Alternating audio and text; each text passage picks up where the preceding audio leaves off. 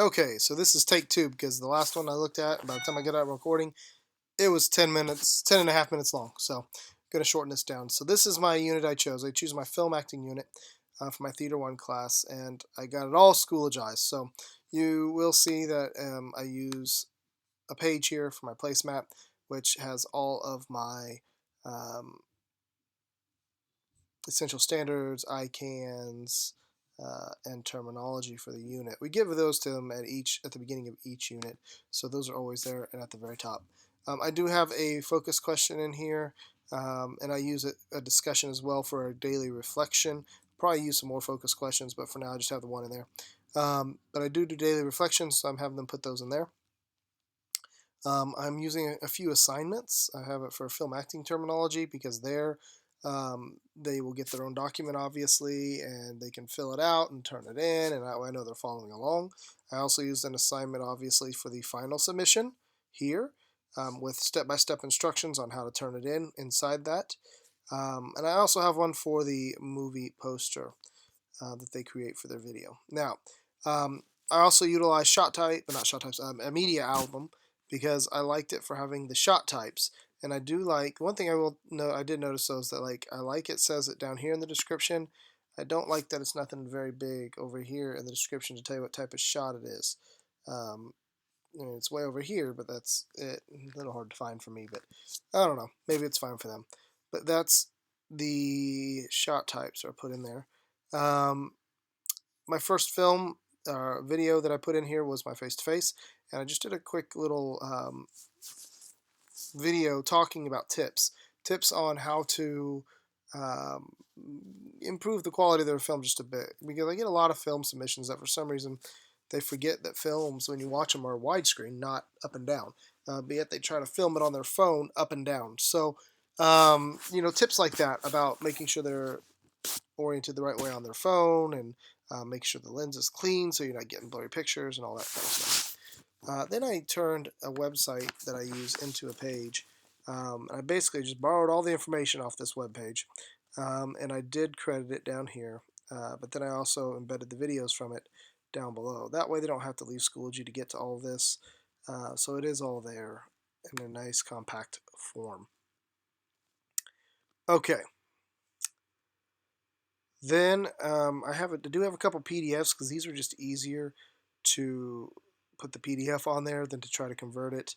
Too many pages, things like that. I do have a page here with their independent film assignment task. All right, and what they're going to be doing. I thought about putting this inline, but it just seems a little bit too long for that, so I didn't do that. All right, once they know their task, they have to sign up. So I do have a link to a Google form where they can sign up right here and get their group signed up so we know who's in what groups and what they're going to be trying to do.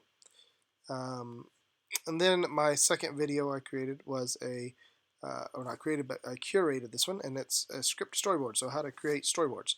Because they either have to do a storyboard or a screenplay that they submit. So this one tells them a little bit about a storyboard. That way they have some information on each before they pick. So just a short little video from that YouTube actually put out about storyboarding, and so I have these guiding questions for them, so they know what to be thinking about when they're watching and what to be listening for to have that all ready. And then I gave them two links to different places that you could storyboard from. And then this here is a page, but all it really simply is really a page with a link on it that takes them to a shared folder where if they're going to do storyboards, I give them the option of either doing it on paper, because a lot of people like to just draw them, or they can do like a Google Slides, and each slide is a storyboard, and they can Google Draw on there and that kind of thing. So they create those in there, so I know where they're at. I used a test quiz for an assessment type deal. I wasn't aware of assessments when I made this part, but I may switch it. I might do something totally different with this. I'm not sure yet, but I want them to give me a face-to-face video of. I might just make it an assignment actually. Of them talking to me about their script and the analysis of it and the synopsis, so I know they understand what's going on with it. Then I have a link here to a script sample of a screenplay, so they can see the other version they could do. And it's actually kind of neat. It's one I found a few years back, and it's a screenplay talking about how to format a screenplay. So it's kind of cool. They get to go through it and see it that way. But then for years, I never did find a good Google Doc template or anything like that for screenplay writing. But this year, I did find an extension. It's called the Yumi Script. And so they can work on it together. They can share it in Google Drive and do all this stuff. So I created a 5.5 minute step-by-step on how to go through and do that here for them, so they would know how to use Yumi Script and have a good jumping point. Then I provided the link for them to actually get to and download the extension itself. Then if they are doing the film scripts, they're going to turn those in here. It's a link just like it was for the Google or for the storyboards link to a folder. We use iMovie on the iPad Mini, so I gave them instructions here, a link to an instruction page, and then this is the assignment to turn in their actual film. And I gave them step-by-step instructions within this page, or within this assignment, on how to submit that to me.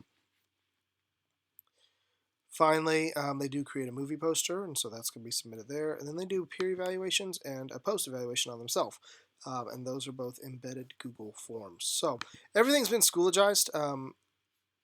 The only thing that hasn't really is this link here, but even so, I'm not sure how to really embed a website that way.